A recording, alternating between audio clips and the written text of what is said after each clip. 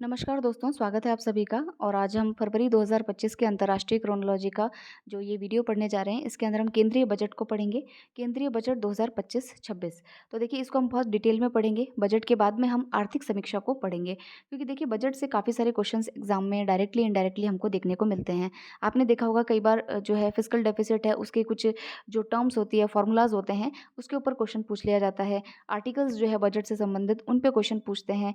और जो हमारे मैं रिसेंटली अगर आपको 2023 प्रीलिम्स का क्वेश्चन बताऊं, तो इस बार क्वेश्चन पूछा था, मैच द फॉलोइंग क्वेश्चन था कि हमारे जो भारत में परमाणु रिएक्टर्स हैं, उनको मैच करना था कौन सा किस राज्य के अंदर है। तो अगर आप देखेंगे तो बजट में इस बार घोषणा की गई है कि हमारा जो परमाणु ऊर्जा है, उसके अंदर हम जो है 20,000 करोड़ का निवेश लेकर के आएंगे।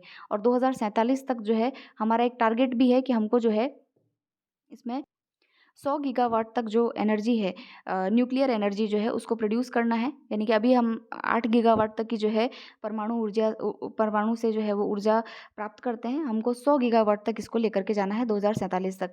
और प्राइवेट सेक्टर को भी जो है हमको परमाणु ऊर्जा जो सेक्टर है हमारा, उसके अंदर इंट्रोड्यूस करवाना है। तो ये सारी बातें जो है वो बजट में कही गई हैं। और देखिए, इससे रिलेटेड क्वेश्चन जो है आपके एग्जाम में पूछा गया है। कपास को रिलेटेड हमारे जो है कपास उत्पादकता मिशन जो है वो इस बार लॉन्च किया गया है।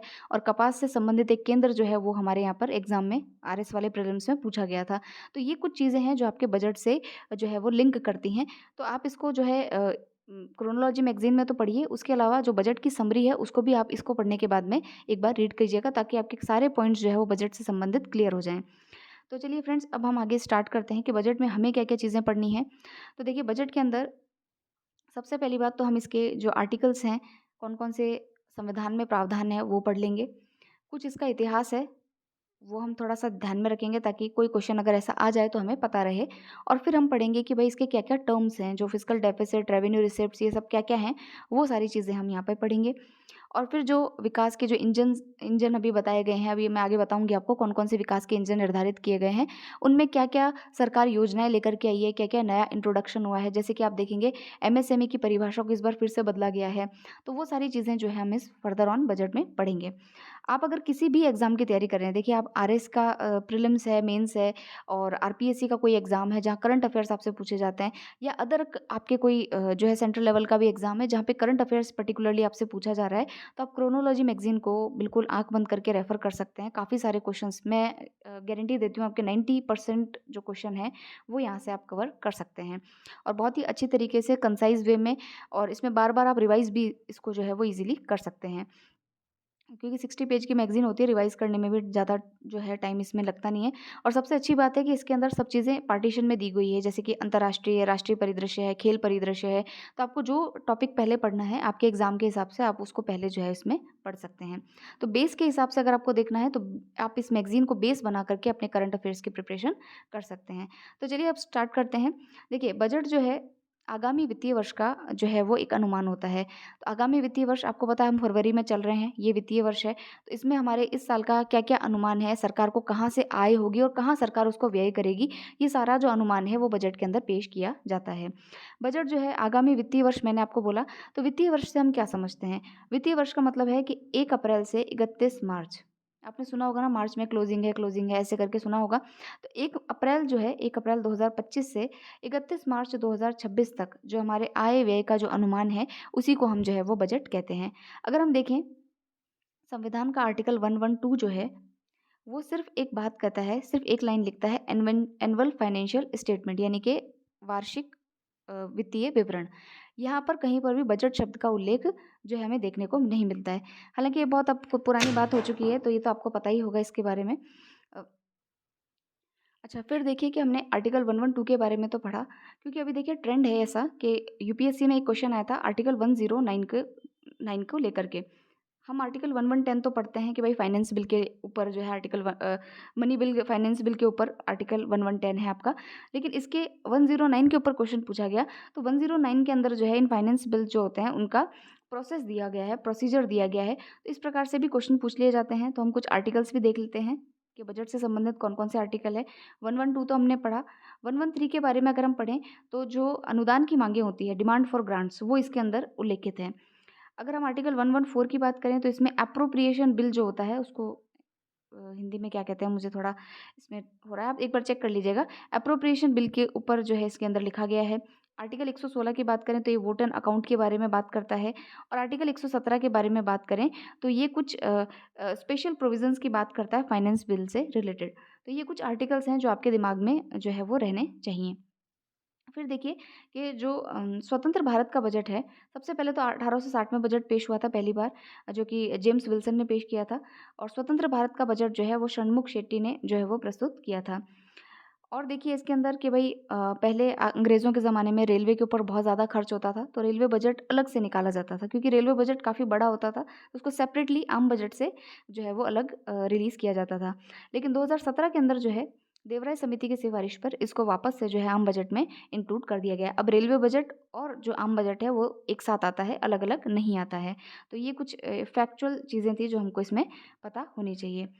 अब देखिए इसके अंदर जो हमारी मैगज़ीन में जो स्टार्टिंग है वो ये है कि ये जो बजट है, इसको हमारी वित्त मंत्री निर्मला सीतारमण जी ने पेश किया है 1 फरवरी को। इससे पहले ये 28 फरवरी को आता था, अब ये 1 फरवरी को प्रस्तुत किया जाता है। इसको बनाता कौन है?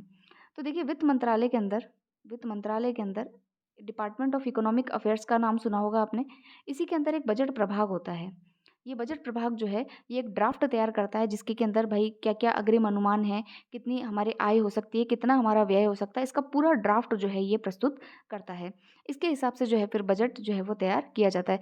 भई हमें एक जनरल सी बात है कि अगर हमारे घर की बात है तो हमें कितनी इनकम होने वाली है, उस हिसाब से हम अपना व्यय निश्चित करते हैं। और व्यय भी हम फिर इस प्रकार से करते हैं कि भई कहाँ ज़्यादा व्यय करें तो वो फ़ंक्शनल हो जाए, जिसको कि हम आगे पढ़ेंगे कि पूंजीगत व्यय हमारा कितना होना चाहिए। क्योंकि पूंजीगत व्यय अगर हमारा ज़्यादा होता है तो हमारी एसेट क्रिएट होती हैं, तो वो एक अच्छी चीज़ है कि हमें पूंजीगत व्यय ज़्यादा करना चाहिए। और कभी-कभी ऐसा भी होता है कि हमारे पास में पैसे नहीं रह जाते हैं, तो हम कहीं से उधार लेकर के आते हैं, तो फिर हमारा डेफ़िसिट जो है वो बढ़ता है। उसको हम राजकोषीय घाटा या फिस्कल डेफ़िसिट भी कहते हैं। तो इसके लिए जैसे हम घर में एक पॉलिसी बनाते हैं कि हम इससे ज़्यादा लोन नहीं लेंगे या इससे ज़्यादा हम जो है खर्चा नहीं करेंगे। तो सरकार ने भी इसके लिए एक एफआरबीएम एक्ट लेकर के आए हैं कि भाई जीडीपी का इतने परसेंट यानी कि 3% से ज़्यादा जो है हम कर्जा नहीं लेंगे। यानी कि हमारा जो फिस्कल डेफिसिट है या राजकोषीय घाटा है उसको 3% से ज़्यादा बढ़ने नहीं देना चाहिए। तो इसके ऊपर देखिए फिस्कल डेफिसिट पे क्वेश्चन आ चुका है आरएस प्रीलिम्स में। उन्होंने जो है पूरा उसका जो फॉर्मूला होता है उसको लेकर के क्वेश्चन जो है वो एग्ज़ाम में पूछा था। तो ये जो टर्म्स है वो हमारे लिए इंपॉर्टेंट है, जो कि हमें ध्यान में रखनी है। अब देखिए सबसे ज़्यादा बार बजट किसने पेश किया है अब तक?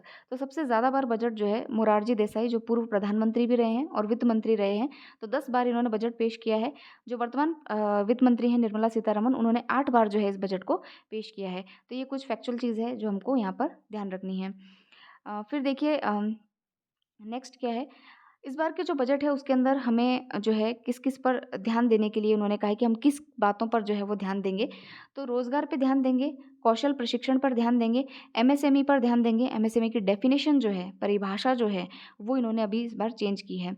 मध्यम वर्ग पर ध्यान केंद्रित करेंगे। आपको पता है इस बार के बजट को मध्यम वर्गीय बजट कहा गया है। ये बजट मध्यम वर्ग के लिए है। मध्यम वर्ग की जो स्पेंडिंग कैपेसिटी है या जो हाउस होल्ड सेविंग है, उसको बढ़ाने के लिए इनकम टैक्स में भी जो है रिबेट दिया गया है मध्यम वर्ग को। तो ये कुछ इसके अंदर हम पढ़ेंगे। फिर देखिए और क्या-क्या बातें की है। फिर इन्होंने कहा है कि भई गरीबी से मुक्ति करेंगे, स्कूली शिक्षा अच्छे स्तर की यानी क्वालिटी एजुकेशन देने पे बात की है। ठीक है? उसके अलावा देखिए यहाँ पे 100% जो है कुशल कामगारों के लिए बात की गई है, स्वास्थ्य सेवाओं के लिए बात की है और आर्थिक गतिविधियों में 70% महिलाएँ जो है उनका इंक्लूज़न करने की बात की है। आप जानते हैं कि जो महिलाएँ डोमेस्टिक कार्यों में लगी हुई हैं, तो उनके लिए जो है इकोनॉमी में डायरेक्टली कोई जनरेशन उनका उनके द्वारा नहीं होता है। तो एक केयर एक्टिविटी अगर हम देखें, जो देखभाल वाली जो सेवाएँ हैं, उसके अंदर जो है इनको इंक्लूड किया जा सकता है। तो उसकी तरफ जो है क्या-क्या पोटेंशियल है, उसको फाइंड आउट करने की बात यहाँ पर की गई है। फिर देखिए भारत को जो है food basket of the world बनाया जाएगा। आगे हम पढ़ेंगे कि कैसे जो है भारत बीज मिशन है, उसको जो है वो लेकर के आए हैं कि भाई बीज की क्वालिटी को हम बढ़ाएँगे, तो किसानों की जो उत्पादकता है, उसको बढ़ाने में हमको यहाँ पर सहायता मिलेगी। तो भाई उसी से तो आप food basket of the world बनाओगे और कैसे बनाओगे? फिर देखिए यहाँ पर हमारे 10 व्यापक क्षेत्र हैं, वहाँ पर इस बजट का जो है वो पूरा ताना-बाना जो है वो बुना हुआ है। जैसे कि कृषि के विकास के लिए, उसकी उत्पादकता को बढ़ाने के लिए, तो कृषि विकास के लिए आप देखेंगे केसीसी का जो लोन है उसकी जो लिमिट है उसको इंक्रीज़ किया गया है। ग्रामीण संपन्नता और अनुकूलन, अनुकूलन मतलब कि रेज़िलियंस का निर्माण किया जाएगा। समावेशी प्रगति पे ध्यान दिया गया जाएगा, सबको साथ लेकर चलना है। विनिर्माण को बढ़ाया जाएगा। आप देखिए कि अगर जब भी सर्विस सेक्टर पीछे जाता है, तो विनिर्माण को जो है उसमें प्रोत्साहन दिया जाता है ताकि सर्विस सेक्टर को कवर किया जा सके। तो ये भी हम देखेंगे कि सर्विस सेक्टर के लिए, सॉरी, विनिर्माण क्षेत्र के लिए क्या-क्या किया गया है। आगे हम देखेंगे राष्ट्रीय विनिर्माण मिशन जो है वो लॉन्च किया गया है कि भाई हम किस प्रकार से जो है हमारे मैन्युफैक्चरिंग सेक्टर को आगे बढ़ा सकते हैं। फिर देखेंगे हम एमएसएमई को सहायता दी गई है, उद्यम पोर्टल के अंतर्गत जो है और सहायताएँ इसको दी गई है, इसकी लिमिट बढ़ाई गई है कि भई और ज़्यादा आपको ऋण देंगे हम, सस्ता ऋण देंगे, कोलेटरल फ्री लोन जो है हम देंगे। फिर देखिए रोज़गार के विकास के लिए कार्य किया गया है, जनता की ये नवाचार के लिए अगर हम देखें तो अटल टिंकरिंग जो लैब्स है उनको जो है और ज़्यादा प्रयोगशालाएँ जो है वो बढ़ाई गई हैं। ऊर्जा आपूर्ति के लिए मैंने आपको बताया कि जो परमाणु ऊर्जा मिशन है उसको लॉन्च किया है। निर्यात को बढ़ावा देने के लिए भी स्कीम्स लेकर के आए हैं, नवाचार को पोषित किया गया है। तो ये सारे जो हैं इसके कुछ घटक हैं जिसको कि हम जो है इस पूरे बजट में पढ़ेंगे। अब देखिए फ्रेंड्स, हमारे यहाँ पर कितनी प्राप्तियाँ, आप जानते हैं कि जो बजट होता है उसके अंदर हमारे 2 इसके पार्ट्स होते हैं। एक रेवेन्यू वाला पार्ट होता है, कैपिटल वाला पार्ट होता है। तो रेवेन्यू में क्या है कि हमारे यहाँ पर कितने रेवेन्यू रिसिप्ट्स हैं, मतलब सरकार की जो आय है वो कहाँ-कहाँ से जो है वो होती है। तो अगर हम देखें तो सरकार की जो रेवेन्यू रिसिप्ट्स होती हैं, वो कितनी है इस बार की, वो हम देखेंगे इसके अंदर। और रेवेन्यू रिसिप्ट्स के अलावा एक हमारी हमारी जो है उसमें कैपिटल रिसिप्ट्स भी होती हैं। रेवेन्यू रिसिप्ट्स का मतलब ये है कि इसमें कोई जवाबदेही सरकार के ऊपर जो है वो नहीं होती, ठीक है? जैसे कि टैक्स वगैरह है तो उसपे कोई जवाबदेही नहीं है। लेकिन अगर मान लीजिए कोई ज़मीन को सेल किया जाता है और उससे हमको कोई पैसा प्राप्त होता है, तो उसके ऊपर जो है कोई जवाबदेही बनती है। तो उसको हम जो है कैपिटल रिसिप्ट्स के अंदर इंक्लूड करते हैं। जैसे कि हमने किसी संपत्ति को बेचा है या कोई कर्ज़ था उसको, वो हमारे पास वापस आया है, उसका मूलधन हमारे पास वापस आया है, तो वो सारी चीज़ें जो है वो कैपिटल रिसिप्ट्स में नोट डाउन की जाती हैं। और हमेशा एक चीज़ ध्यान रखनी है हमको कि हमारी जो रेवेन्यू रिसिप्ट्स हैं, जो हमारा राजस्व, हमारी जो प्राप्तियाँ हैं, वो हमेशा ज़्यादा होनी चाहिए, ठीक है?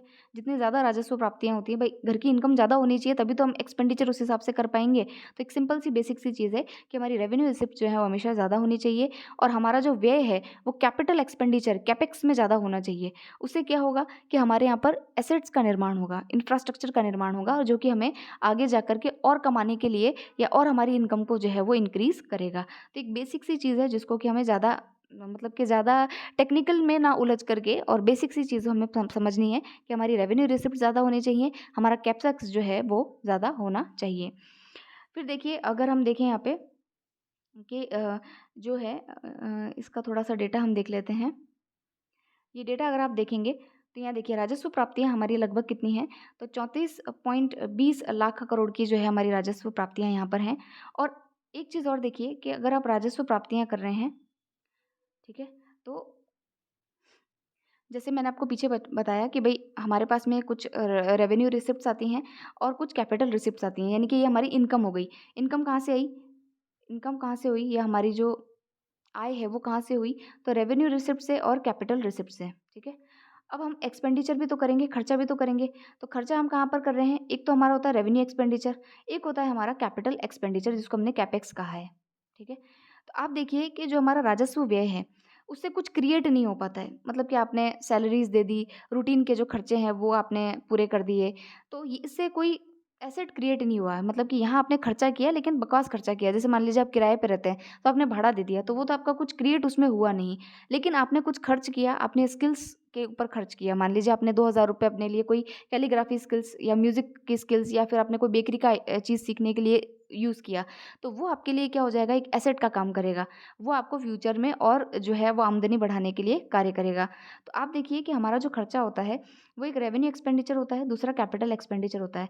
कैपिटल एक्सपेंडिचर यानी कि आपने कैपिटल क्रिएट करने के लिए उसको खर्च किया है। तो ये आप इतनी बात यहाँ पर समझ गए होंगे। अब यहाँ पर एक चीज़ टेक्निकल बात है जो आपको और समझनी है। सारी की सारी जो हमारी राजस्व व्यय होते हैं वो गलत नहीं होते। मतलब कि आप देखिए कि अगर आपने मनरेगा में अगर कुछ खर्च किया है, जल जीवन मिशन के तहत कुछ खर्च किया है, खोद रहे हैं वो खड्डे ही खोद रहे हैं, वहाँ पर ऐसा ही कुछ हो रहा है, लेकिन फिर भी वहाँ पर कुछ ना कुछ एसेट क्रिएट हो रहा है। मान लीजिए शोध के लिए अगर हमने कोई सेंटर बनाया है, तो वहाँ पर भी इन फ्यूचर जो है कुछ क्रिएशन होने की संभावना है। तो ऐसे कुछ खर्चे जो होते हैं, अ, जिसको कि हम देखते हैं कि भई इसका कुछ ना कुछ इसमें यूज़ हुआ है, तो उसको कैलकुलेट करने के लिए अलग फ़ॉर्मूला जो है वो निकाला जाता है। यानी कि आप देखेंगे कि सारे के सारे राजस्व व्यय जो है वो खराब नहीं है, कि कुछ भी क्रिएट नहीं हुआ। आप ये नहीं कह सकते कि राजस्व व्यय से आपका कुछ भी क्रिएट नहीं हुआ। तो ये थोड़ा-सा आपको दिमाग में यहाँ पर रखना है।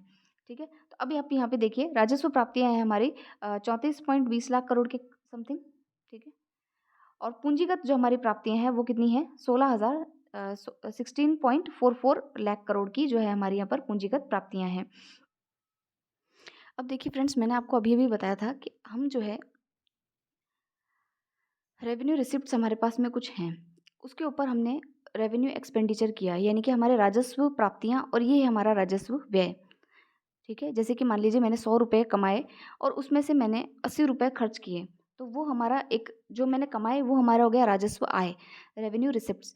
और राजस्व घाटा क्या हो गया, जो मैंने उसमें से खर्च किया। ठीक है, तो ये आपको समझ में आ रही है एक बात कि भाई हमारा अगर हम देखें कि अगर इसमें से हमें कुछ घाटा होता है तो वो हमारा क्या कहलाएगा, राजस्व घाटा जो है वो कहलाएगा। क्या कहलाएगा, राजस्व घाटा जो है वो कहलाएगा।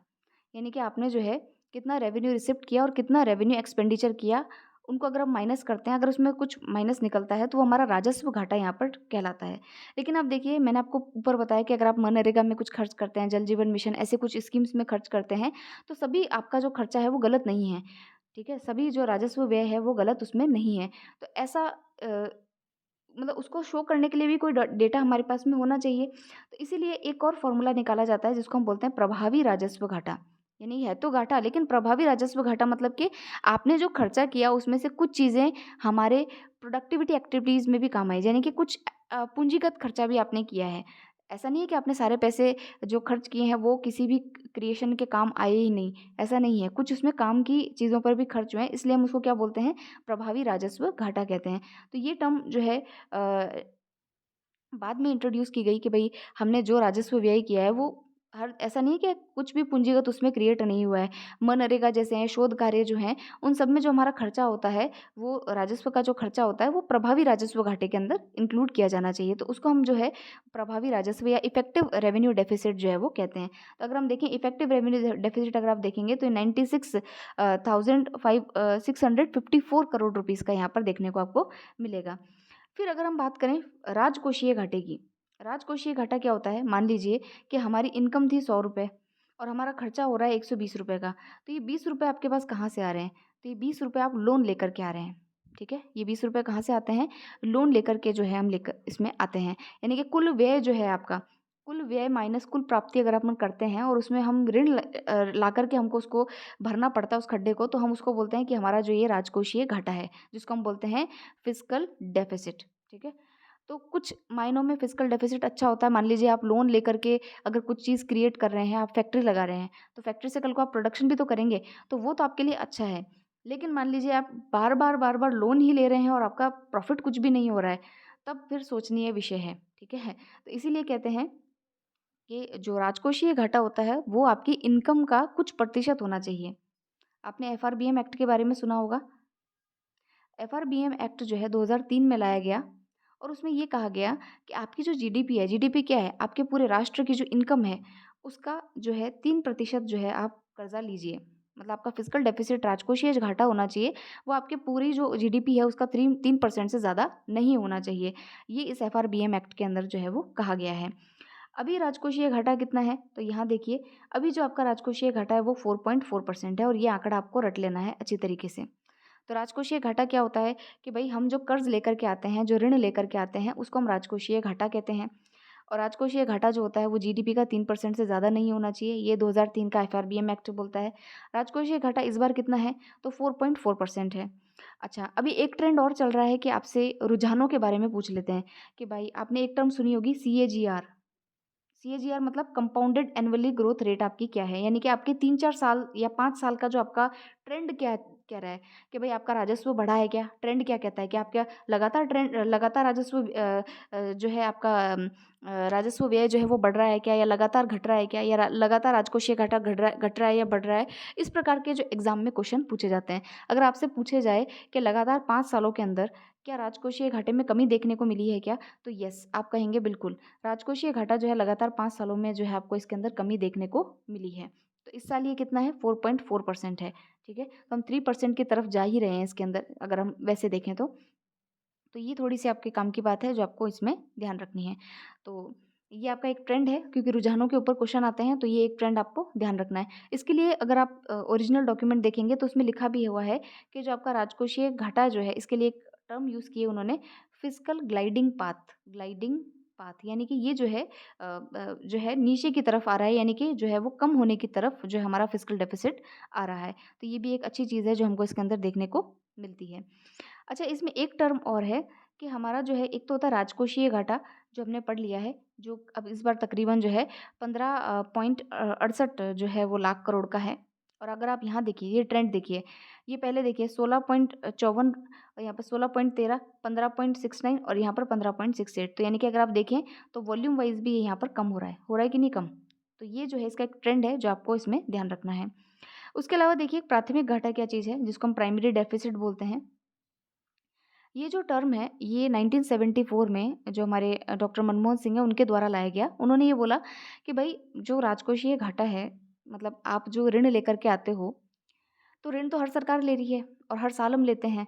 तो हम हर बार जो ऋण लेते हैं, मतलब कि हम पिछले बार वाला ऋण भी जो कैलकुलेट करते हैं, भई अगर आप आज आपको कहा जाए कि घर में इतना कर्ज़ा है और आपको इसको चुकाना है, ठीक है? तो आप इस साल के लिए जो ऋण ले रहे हैं वो तो बात ठीक है, लेकिन पिछले साल का जो ऋण है वो भी तो आप ही चुका रहे हैं, ठीक है?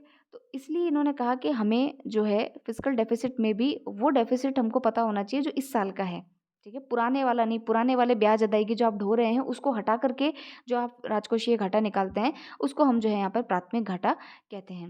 यानी कि जो राजकोषीय घाटा है उसमें से जो पुरानी ब्याज अदायगियाँ हैं उनको जब आप हटा देते हैं, तो उसको हम जो है वो प्राथमिक घाटा कहते हैं। तो ये प्राइमरी डेफ़िसिट है, इसके बारे में भी हमको थोड़ा पता होना चाहिए।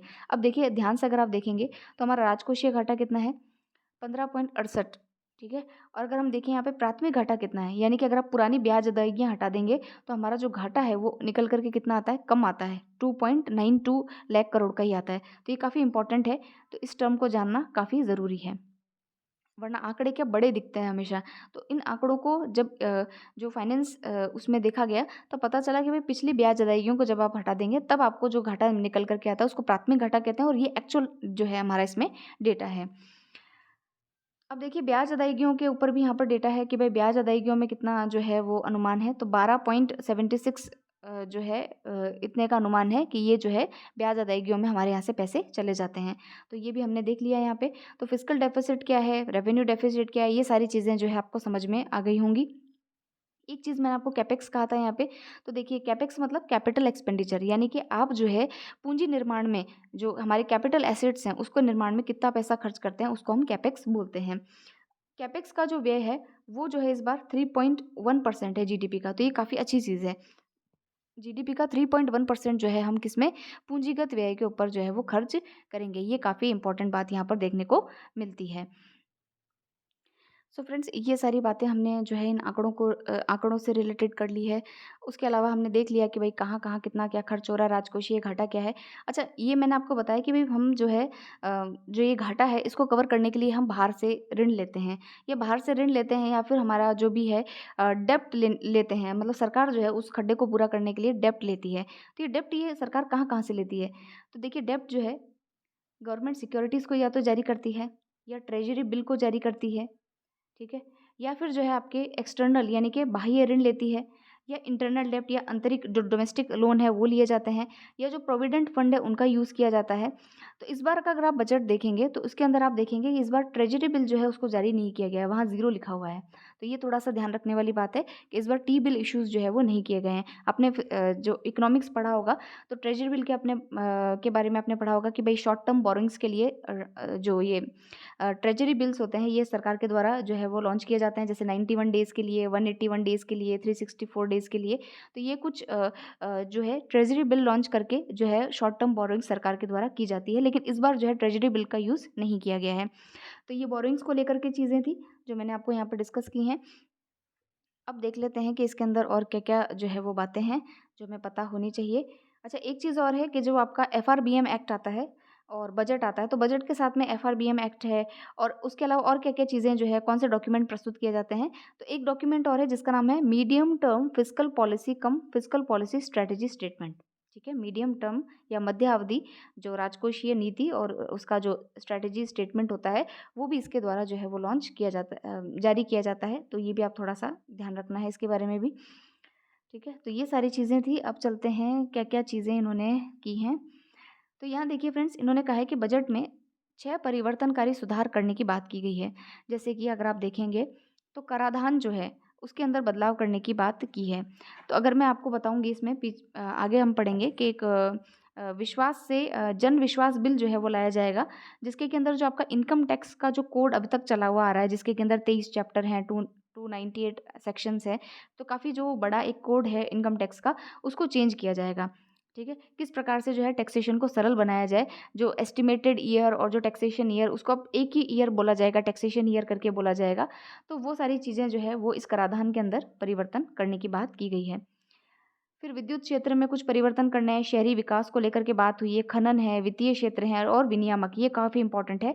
रेगुलेटरी जो हमारे यहाँ पर सुधार हैं, उनको लेकर के चर्चा की गई है। रेगुलेशन इतना ही होना चाहिए ताकि जो है हमारे यहाँ पर इन्वेस्टमेंट को उसको प्रभावित वो ना कर पाए। ठीक है? रेगुलेशंस को कम करने की यहाँ पर बात की गई है। जो लाइसेंस राज, इंस्पेक्टर राज होता है, उसको कम करने की बात जो है हमारे यहाँ पर की गई है। तो ये इंपॉर्टेंट चीज़ है, ये भी हम आगे जो है वो डिटेल में डिस्कस करेंगे। अब चलते हैं, देखिए आगे इसमें क्या-क्या बातें हैं। अब देखिए इसमें जो है एक चीज़ है कि केंद्रीय राजस्व राजस्व और व्यय, यानी कि हमारे यहाँ पर सबसे ज़्यादा जो इनकम है वो हमें किससे होती है और सबसे ज़्यादा जो हमारा एक्सपेंडिचर है वो कहाँ पर होता है, तो ये ध्यान रखिएगा। तो यहाँ पर देखिए पैसे में लिखा है, ये प्रतिशत में है। सबसे ज़्यादा देखिए यहाँ पर हमारा जो इनकम है वो हमारी उधार और अन्य जो देयताएँ हैं, उससे हमको सबसे ज़्यादा इनकम होती है। उधार या अन्य देयताएँ नंबर 1 इससे होती है और सेकंड नंबर पे हमारा आयकर है यानी इनकम टैक्स है। पिछली बार निगम कर होता था, निगम कर यानी कॉर्पोरेट टैक्स होता था, उसको अब रिप्लेस हो चुका है। अब आयकर से जो है हमारी सबसे ज़्यादा यहाँ पर आय होती है। अगर हम यहाँ देखें खर्च हमारा सबसे ज़्यादा कहाँ करते हैं, तो यहाँ पर देखिए केंद्रीय करों में जो राज्यों का हिस्सा होता है वहाँ सबसे ज़्यादा खर्च होता है। उसके अलावा सेकंड जो है हमारी ब्याज अदायगियाँ जो है वो सेकंड नंबर पे यहाँ पे आती है। थर्ड नंबर पे देखें तो केंद्र क्षेत्र की जो परियोजनाएँ योजनाएँ हैं उसके अंदर जो है वो सबसे ज़्यादा खर्च देखने को मिलता है। तो ये सारी इसके अंदर बातें हैं। ये भी आपको ध्यान रखना है, सबसे ज़्यादा खर्च कहाँ होता है, ये एग्ज़ाम में पूछ लेते हैं। पैसा सबसे ज़्यादा कहाँ से आता है, कहाँ सबसे ज़्यादा खर्च होता है, तो ये आपको पता होना चाहिए।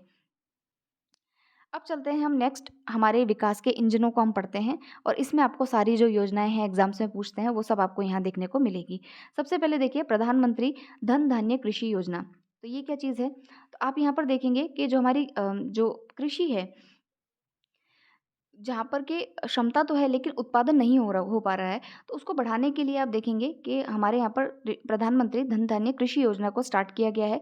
यहाँ पे 100 जो ज़िले हैं उनको इसमें शामिल किया जाएगा, जहाँ पर पे कम उत्पादकता, कम उपज और औसत से कम जो ऋण है, वो मानदंड वहाँ पर जो है उसको मतलब चेंज करने के लिए जो है इस योजना को एस्टैब्लिश किया जाएगा, लाया गया है मतलब। तो 100 ज़िलों के अंदर 100 ज़िलों को इसमें शामिल किया जाएगा।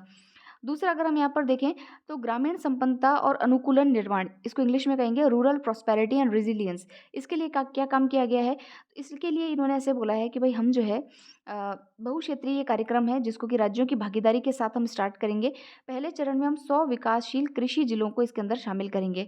यहाँ पर हमको क्या-क्या करेंगे कि हम जो है यहाँ पर स्किल्स है यानी कि जो कौशल है, जो टेक्नोलॉजी है, ये सारी चीज़ें जो है हम ग्रामीण अर्थव्यवस्था में बढ़ाने के लिए कार्य करेंगे। तो ये रूरल प्रॉस्पेरिटी और रेजिलियंस यानी ग्रामीण संपन्नता के लिए हमको ये काम करना है कि 100 विकासशील कृषि जिलों को चुनना है। वहाँ पर निवेश है, कौशल है, प्रौद्योगिकी है, इन सबको जो है हम वहाँ पर बढ़ाने का काम करेंगे।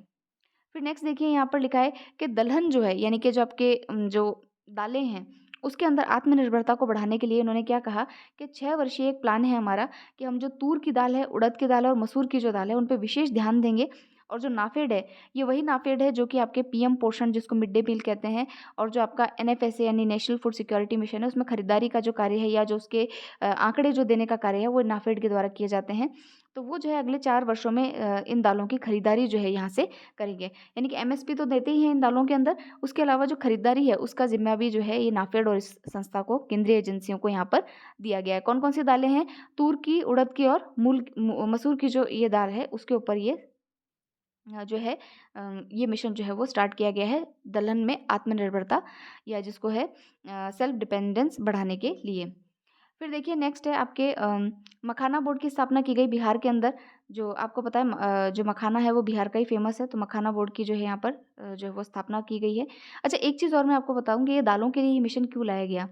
क्योंकि अगर हम देखें तो पिछली बार जो है मतलब पिछले वर्षों में अगर हम देखें तो दाल और जो खाद्य तेल है, उसके कारण हमारे यहाँ पर आयात जो है वो बढ़ गया था। आयात जब हम करते हैं इन चीज़ों का, तो हमारा करंट अकाउंट डेफ़िसिट बढ़ता है। तो इसीलिए उस करंट अकाउंट डेफ़िसिट को कम करने के लिए जो है इस प्रकार की योजना लाई गई है, ताकि जो है दालों के अंदर हम आत्मनिर्भरता को प्राप्त मतलब अचीव कर सकें। फिर नेक्स्ट देखिए राष्ट्रीय उच्च पैदावार बीज मिशन, ये काफ़ी इम्पोर्टेंट है, बहुत-बहुत इम्पोर्टेंट है।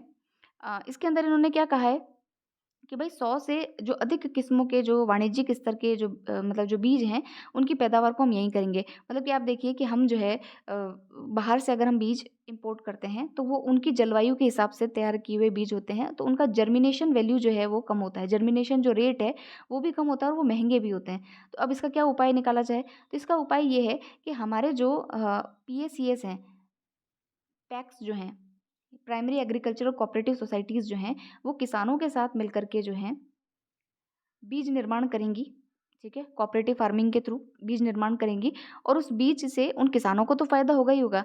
जो बाकी बचे हुए बीज हैं, वो यही खरीद करके मतलब जो कोऑपरेटिव सोसाइटीज़ हैं, ये खरीद के और उसको क्या करेंगी, भारत ब्रांड के नाम से जो है वो इंटरनेशनल मार्केट में उसको सेल करेंगी। तो ये उससे फ़ायदा भी लेने का प्रयास है। तो बीजों के निर्माण के लिए ये कार्य यहाँ पर किया गया है। तो ये हमको ध्यान रखना है। राष्ट्रीय उच्च पैदावार बीज मिशन जो है, इसको स्टार्ट किया गया और भारत ब्रांड के नाम से जो है वो बीज बनाने की यहाँ पर बात की गई है। मतलब हमको स्वदेशी रूप से अपना बीज विकसित करना है, उसको ही यूज़ करना है और उसको जो है कमर्शियली सेल भी करना है। ये इसके अंदर मोटी-मोटी बात इसमें कही गई है।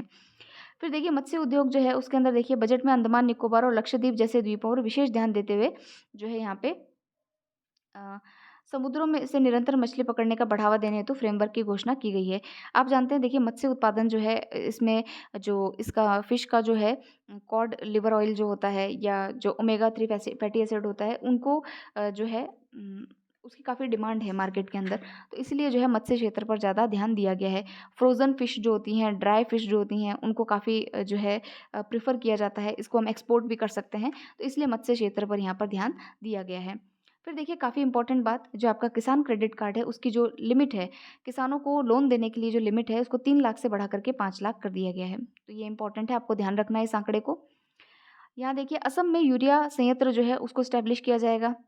ये तो एक फैक्चुअल बात है। फिर देखिए कपास उत्पादकता मिशन जो है उसको स्टार्ट किया गया है। इसमें जो है इसमें कपास के अधिक लंबे रेशे वाली किस्मों को जो है वो बढ़ावा दिया जाएगा। तो ये भी इम्पोर्टेंट बात है। इसको प्रीलिम्स में जो है इससे कनेक्टेड जो है एक क्वेश्चन जो है वो देखने को मिला था। फिर देखिए विकास के दूसरे इंजन के रूप में जो एमएसएमई उद्योग है उसको पहला इंजन हमने पढ़ लिया, कृषि के लिए क्या-क्या काम किए गए। अब हम पढ़ेंगे कि जो एमएसएमई है उसके लिए क्या काम यहाँ पर किए गए हैं। तो देखिए सबसे पहली चीज़ जो एमएसएमई की डेफिनेशन है उसको यहाँ पर चेंज कर दिया गया है। अगर आप देखें तो निवेश यानी इन्वेस्टमेंट जो है उसको अब ढाई गुना कर दिया गया है। यानी कि आप देखिए एमएसएमई में जो सूक्ष्म उद्योग है उसको उसका इन्वेस्टमेंट 1 करोड़ होता था, तो अब वो ढाई गुना यानी कि ढाई करोड़ हो जाएगा। मध्यम उद्योग के लिए 10 करोड़ था, तो वो अब कितना हो जाएगा? 25 करोड़ हो जाएगा और जो बड़े उद्योग हैं, उनके लिए 50 करोड़ होता था, तो वो 125 करोड़ यहाँ पर हो जाएगा। यानी कि ढाई, 25 और 125 जो है वो सीमा इंक्रीज़ यहाँ पर हो गई है। उसके अलावा अगर आप देखें, तो हमारी जो कारोबार है यानी टर्नओवर जो है, उसकी सीमा पहले जो थी, अब उसको 2 गुना कर दिया गया है। ठीक है? आप समझ तो रहे हैं यहाँ पे कि भई निवेश जो है वो तो ढाई गुना कर दिया है और जो कारोबार है उसको 2 गुना कर दिया है। तो कारोबार यानी टर्नओवर होता है, तो पहले 5 50 और 250 होता था, अब ये कितना हो जाएगा? तो 10, 100 और 500 करोड़ का ये जो है टर्नओवर यहाँ पर जो है डेफ़िनेशन में चेंज देखने को मिला है। तो ये थोड़ा-सा ध्यान रखना है आपको, डेफ़िनेशन चेंज हो चुकी है, एमएसएमई की वर्गीकरण जो है उसको उसकी सीमा को जो है यहाँ पर इंक्रीज़ किया गया है। फिर देखिए आप उद्यम पंजीकरण पोर्टल के बारे में जानते ही हैं कि इसके अंदर जो भी जो ये उद्यम वर्ग होता है इसको अपना रजिस्ट्रेशन कराना इसमें ज़रूरी होता है।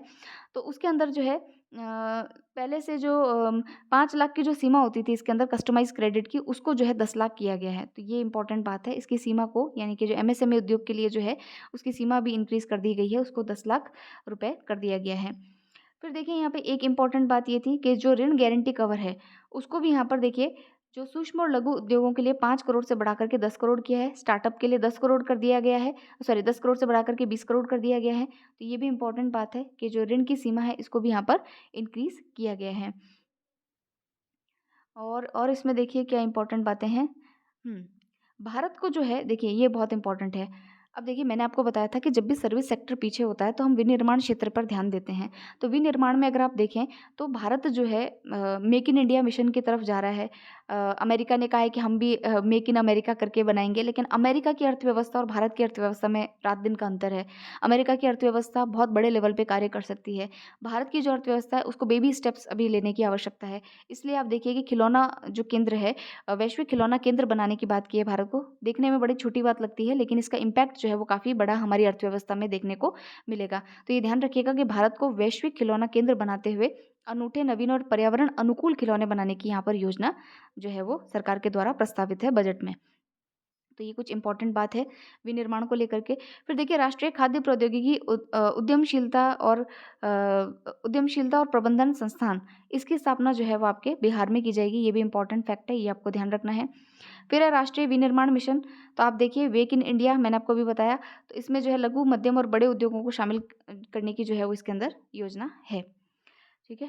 तो ये कुछ बातें थी विनिर्माण से संबंधित और एमएसएमई से संबंधित। अब जो तीसरा इंजन है हमारे विकास का, उसको बोला गया है निवेश, यानी कि इन्वेस्टमेंट। तो इन्वेस्टमेंट किस में इन्वेस्ट करें? कहाँ करें इन्वेस्ट? किस जगह पर इन्वेस्ट करें? तो देखिए 3 इसके क्षेत्र हैं इन्वेस्टमेंट के। सबसे पहले तो है पीपल, लोगों में इन्वेस्ट कीजिए, उनके स्किल्स को बढ़ाइए। दूसरा है अर्थव्यवस्था। आपकी जो अर्थव्यवस्था है, ग्रामीण अर्थव्यवस्था है, कृषि अर्थव्यवस्था है, फलानी-ढिमाकी जो भी है, उसमें निवेश को प्रोत्साहन कीजिए, अर्थव्यवस्था को उसमें इंक्रीज़ कीजिए। फिर है आपका नवोन्मेष यानी कि इनोवेशन। इनोवेशन में आपको इन्वेस्टमेंट को इंक्रीज़ करना है। तो ये सारे जो हैं वो निवेश के कुछ पार्ट हैं कि भई निवेश हमको करना है, लेकिन कहाँ-कहाँ करना है वो इसमें दिया गया है। तो अब देखिए सबसे पहले लोगों में निवेश किस प्रकार से करेंगे? तो जो आंगनवाड़ी केंद्र है और जो पोषण 2.0 योजना है, पोषण 2.0 यानी कि जो मिड डे मील योजना है, उसके अंदर जो है हमको निवेश करना है। भई इससे क्या होगा कि भई लोगों के अंदर जो है एक तो उनकी जो खाद्य आपूर्ति है वो होगी, कैलोरी डेफ़िसिट को कम करने में मदद मिलेगी। स्किल्स को बढ़ाने के लिए हम जो है उनके हेल्थ पर ध्यान देंगे। अटल टिंकरिंग प्रयोगशालाएँ जो हैं, तो इनमें कहा है कि भई आगामी 5 वर्ष में हम 50,000 जो अटल टिंकरिंग जो लैब्स हैं उनको हम बनाएँगे। तो आपको पता है अटल टिंकरिंग लैब्स नीति आयोग के द्वारा जो है इसको देखा जाता है और इसके अंदर जो है बच्चों में शोध की जो प्रवृत्ति है उसको इंक्रीज़ करने के लिए, इनोवेशन का जो उनका माइंडसेट है वो बनाने के लिए इसको क्रिएट किया जाता है। फिर देखिए ब्रॉडबैंड कनेक्टिविटी, बिना इंटरनेट के आजकल तो कुछ भी नहीं है। तो भारत नेट जो परियोजना है उसके अंतर्गत ग्रामीण क्षेत्रों के सभी माध्यमिक स्कूलों में और प्राथमिक स्वास्थ्य केंद्रों को ब्रॉडबैंड कनेक्टिविटी जो है वो प्रदान की जाएगी। फिर देखिए भारतीय भाषा पुस्तक स्कीम। अगर आप देखेंगे तो इस बार जो हमारी नेशनल एजुकेशन पॉलिसी है, उसके अंदर कहा गया कि भई जो 5वीं तक के जो बच्चे हैं, उनकी जो एजुकेशन होनी चाहिए, वो उनकी खुद की मातृभाषा में होनी चाहिए। ऐसा नहीं कि भई आप लैंग्वेज एक बैरियर के रूप में उनके लिए कार्य करें और वो जो चीज़ें हैं, वो सीख ना पाएँ, ऐसा नहीं होना चाहिए।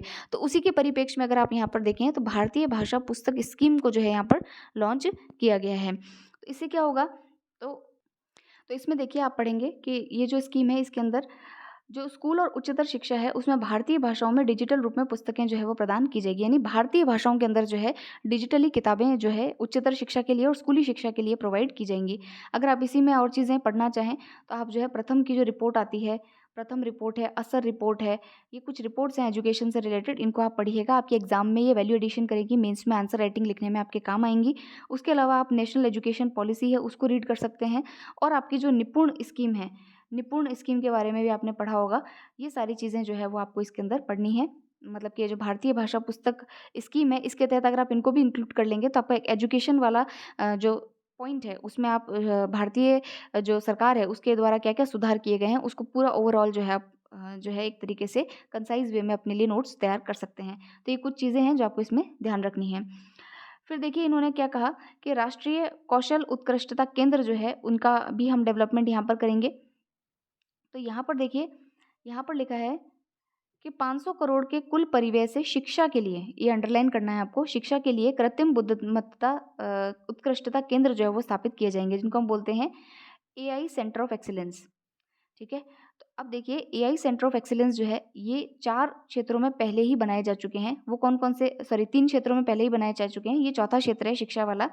इससे पहले आप देखेंगे तो कृषि, ठीक है? कृषि के अंदर और सस्टेनेबल या संधारणीय जो शहर हैं उनको लेकर के, और आपका जो स्वास्थ्य है उनके लिए भी एआई उत्कृष्टता केंद्र जो है वो बनाए जा चुके हैं। और चौथा कौन-सा बनाया है, तो शिक्षा को लेकर के ये उत्कृष्टता केंद्र यहाँ पर बनाया गया है।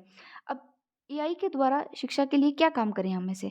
तो देखिए जो भी दूर-दराज के क्षेत्र हैं जहाँ पर के हम किसी टीचर को नहीं उपलब्ध करा सकते या पूरा एक स्कूली इंफ्रास्ट्रक्चर नहीं बना सकते, तो वहाँ हम कृत्रिम बुद्धिमत्ता की सहायता से एजुकेशन प्रोवाइड कर सकते हैं। ये इसका पूरा लक्ष्य है कि उत्कृष्टता केंद्र हमको वहाँ पर क्यों स्थापित करना है। तो एक काम की बात है, इसको आपको यहाँ पर नोट डाउन करना है कि भाई एआई का क्या रोल है एजुकेशन सेक्टर में। ठीक है।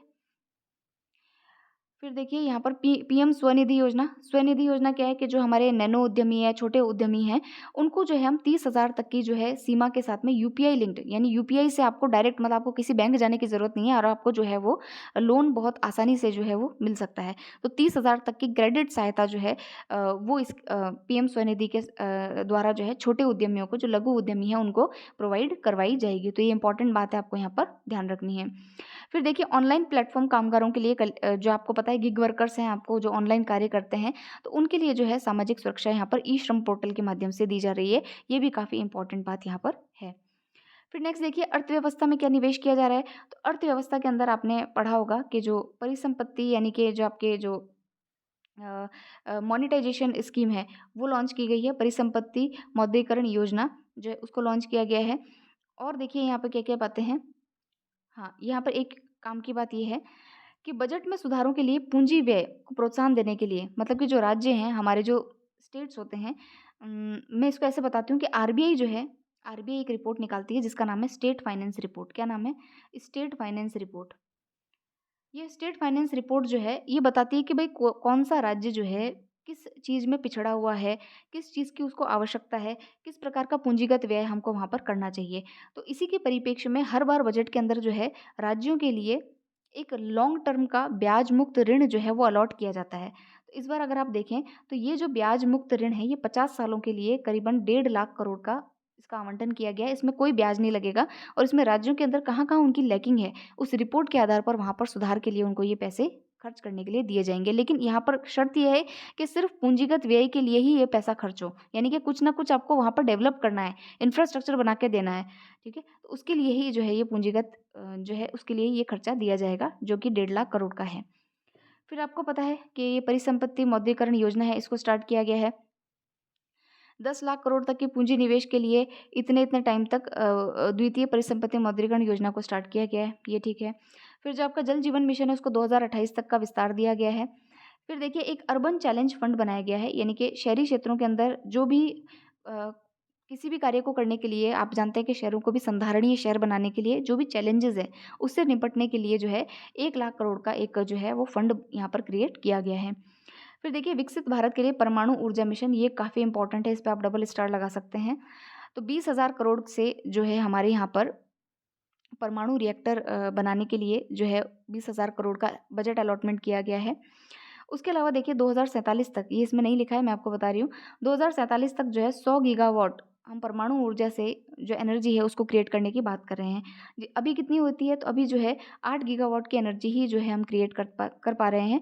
और उसके अलावा एक बात और की गई है कि हमारे यहाँ पर जो प्राइवेट सेक्टर है, उसको भी जो है परमाणु ऊर्जा डेवलपमेंट, ये जो रिएक्टर्स हैं उनको डेवलप करने के लिए जो है वो एंट्री यहाँ पर जो है भारत के अंदर दी जाए, उसके लिए भी कार्य किया जा रहा है। लेकिन हाल-फिलहाल का हमारा जो शॉर्ट टर्म टारगेट है वो ये है कि हम जो है खुद के स्वदेशी रूप से विकसित जो है स्मॉल मॉड्यूलर रिएक्टर्स जो हैं उनको यहाँ पर बनाएँगे। तो अभी हाल-फिलहाल बात ये है, लेकिन लॉन्ग टर्म जो हमारा प्लान है वो इसके लिए ये है। अगर आप देखेंगे तो अखबारों में इसके ऊपर काफ़ी सारे आर्टिकल्स जो हैं वो देखने को मिले हैं और मैंने आपको बताया आरपीएससी के अंदर भी क्वेश्चन, आरएस प्रीलिम्स में भी ये क्वेश्चन पूछा गया है। फिर देखिए समुद्री विकास कोष जो है उसको डेवलपमेंट किया है। इसमें 25,000 करोड़ के आवंटन के साथ समुद्री विकास कोष की स्थापना जो है यहाँ पर की गई है।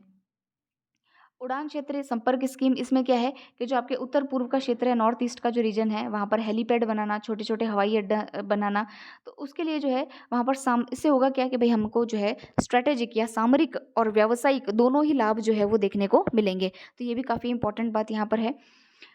फिर देखिए बिहार के अंदर ग्रीनफ़ील्ड एयरपोर्ट है, उसको बनाया जाएगा। मिथिलांचल में पश्चिमी कोशी नहर परियोजना जो है, वहाँ पर इस बार बिहार पर काफ़ी देखिए काफ़ी सारे जो है वो फ़ोकस एरियाज़ हैं बिहार में, तो उस पे ध्यान दिया गया है। तो इसमें मिथिलांचल में पश्चिमी कोशी नहर परियोजना जो है उसको डेवलप किया जाएगा। फिर देखिए स्वमिहि निधि 2.0, ये क्या है कि जितने भी हमारे आवासीय क्षेत्रों से संबंधित अधूरे प्रोजेक्ट्स हैं, अधूरी इकाइयाँ हैं, उसको पूरा करने के लिए 15,000 करोड़ का जो है कोष बनाया जाएगा। तो ये जो है किसके लिए है? अगर आपसे पूछ लिया जाए स्वामी ही योजना, स्वामी ही निधि किसके लिए बनाई गई है?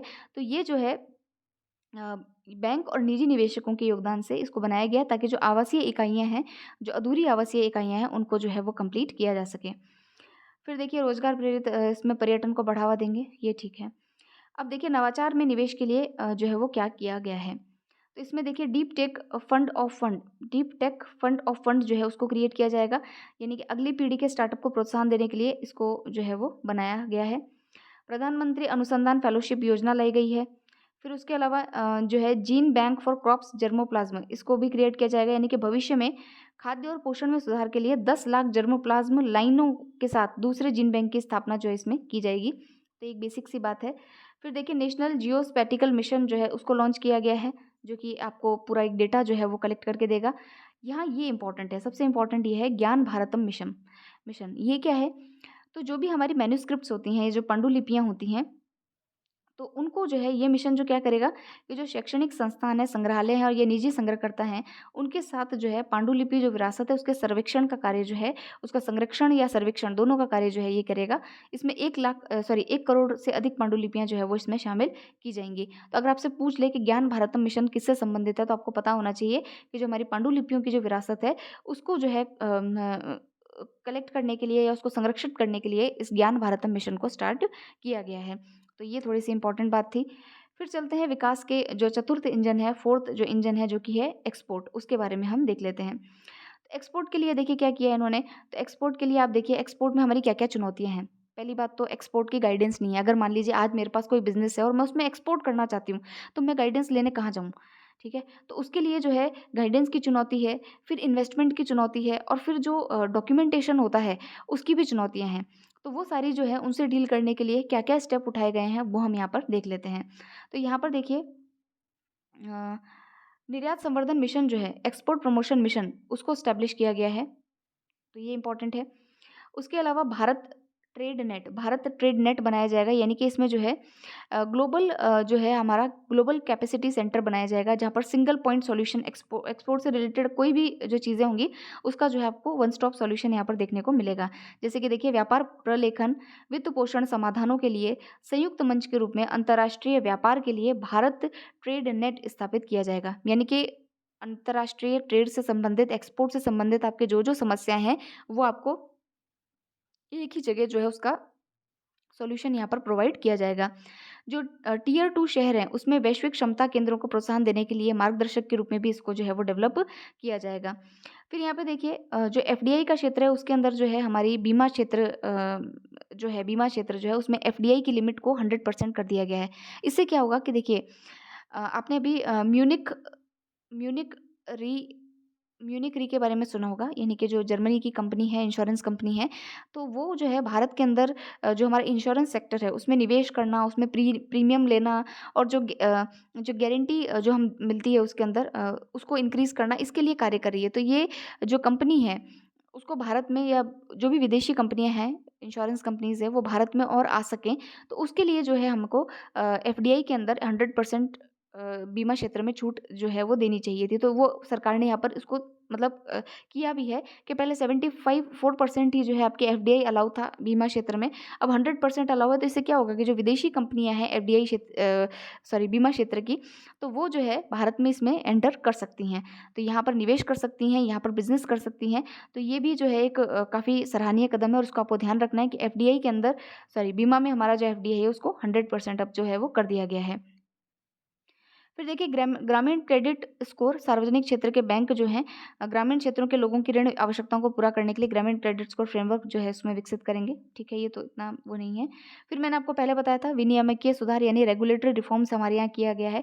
जो लाइसेंस राज है उसको कम करने की कोशिश है, ताकि जो है यहाँ पर इन्वेस्टमेंट बढ़ सके। राज्यों का जो निवेश है उसका अनुकूलन सूचकांक जो है वो निकाला जाएगा, वो सारी चीज़ें हैं।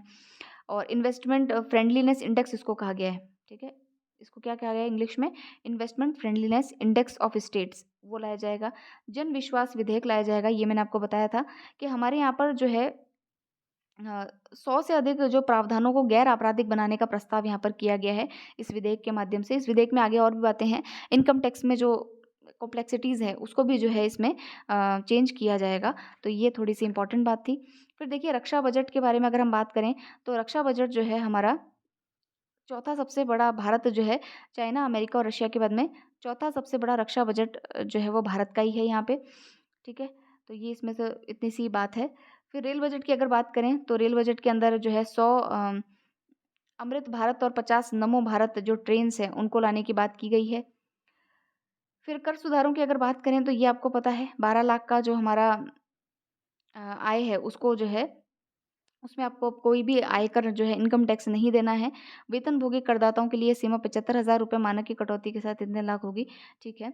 अच्छा इसमें एक चीज़ देखिए कि जब हमारे पास में अगर हमको ये रिबेट दिया गया है तो उससे क्या होगा कि जो हमारा हाउस होल्ड कंजम्पशन जो है वो इंक्रीज़ होगा। मतलब कि लोग खर्च की तरफ आगे बढ़ेंगे। लेकिन इसमें ये देखिए कि हम जब ज़्यादा खर्च करते हैं तो हमारा जो जीएसटी है या वैट है, ये सारी जो चीज़ें हमें सर्विस टैक्स वगैरह लगता है, वो भी इंक्रीज़ होता है। मतलब वो हम जब खर्च करते हैं तो इकोनॉमी ओवरऑल जो है वो फ्लो करती है।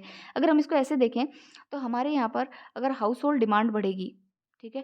तो उससे क्या होगा कि निवेश आएगा क्योंकि हम डिमांड कर रहे हैं, हम बाहर से चीज़ें खरीद रहे हैं, तो हमारे निवेश आएगा। निवेश आती है तो क्या होगा? जॉब्स क्रिएट होंगी और जॉब्स क्रिएट होंगी तो फिर से डिमांड क्रिएट होगी। तो ये एक पूरा साइकिल है जिसके के अंदर जैसे ही आपने लोगों के हाथ में पैसा पहुँचाया, तो वो लोग उसको खर्च करेंगे और इकोनॉमी को जो है वो सर्कुलेट करने का कार्य करेंगे। तो इसका ये जो है इफ़ेक्ट देखने को हमको यहाँ पर मिलेगा। फिर देखिए यहाँ पर जो है एक चीज़ और है कि जो किराए से आपकी आय होती है, जो रेंट से जो आय होती है, उसके अंदर जो टीडीएस यानी कि टैक्स डिडक्शन एट सोर्स जिसको हम कहते हैं, उसकी जो सीमा है, उसको जो है 40 लाख बढ़ा करके 6 लाख रुपीज़ कर दिया है। मतलब 6 लाख रुपए तक की अगर आपकी इनकम होती है, तो आपको जो है उसके अंदर टैक्स देना पड़ेगा, टीडीएस जो है वो देना पड़ेगा। तो ये थोड़ी-सी सीमा यहाँ पर वृद्धि की है। अगर आप देखें तो एक नेशनल हाउसिंग बैंक होता है एनएचबी, उसके द्वारा एक रेज़िडेक्स इंडेक्स निकाला जाता है। तो ये रेज़िडेक्स इंडेक्स क्या करता है कि भाई प्रॉपर्टी की वैल्यूएशन क्या है, जो ज़मीन है उसकी क्या वैल्यू हो चुकी है, प्रॉपर्टी का किराया कितना बढ़ गया है, कम हुआ है, वो सब ये निकालता है। तो उसके आधार पर जो है भई इसकी सीमा बढ़ाने से ये होगा कि भई लोगों की थोड़ी आय में जो है वो वृद्धि यहाँ पर पॉसिबल होगी। फिर बीमा क्षेत्र का हमने निवेश देख ही लिया। 36 जीवन रक्षक औषधीय दवाओं में सीमा शुल्क में छूट। कस्टम ड्यूटीज़ में इस बार बहुत सारी जो है वो छूट दी गई है ताकि जो है हमारे यहाँ पर जो है इम्पोर्ट जो है उसको थोड़ा-सा सस्ता किया जा सके। सो फ्रेंड्स ये था हमारा ओवरऑल बजट जिसको कि हमने बहुत ही ज़्यादा डिटेल के अंदर पढ़ा है। आप इसको एक बार फिर से देखिएगा, जो भी आपको चीज़ें और लगती हैं एक्स्ट्रा आप उसमें ऐड ऑन कीजिएगा और नेक्स्ट जो वीडियो होगा उसके अंदर हम आर्थिक समीक्षा और जो हमारा बाकी का जो पोर्शन बचा है उसको हम जल्दी कंप्लीट करेंगे क्योंकि बजट अच्छी तरीके से पढ़ाना ज़रूरी था इसलिए हमने इसको थोड़ा डिटेल में किया है। तो हम नेक्स्ट वीडियो के अंदर हम जो है नेक्स्ट चीज़ों को कवर करेंगे। Thank you very much for listening.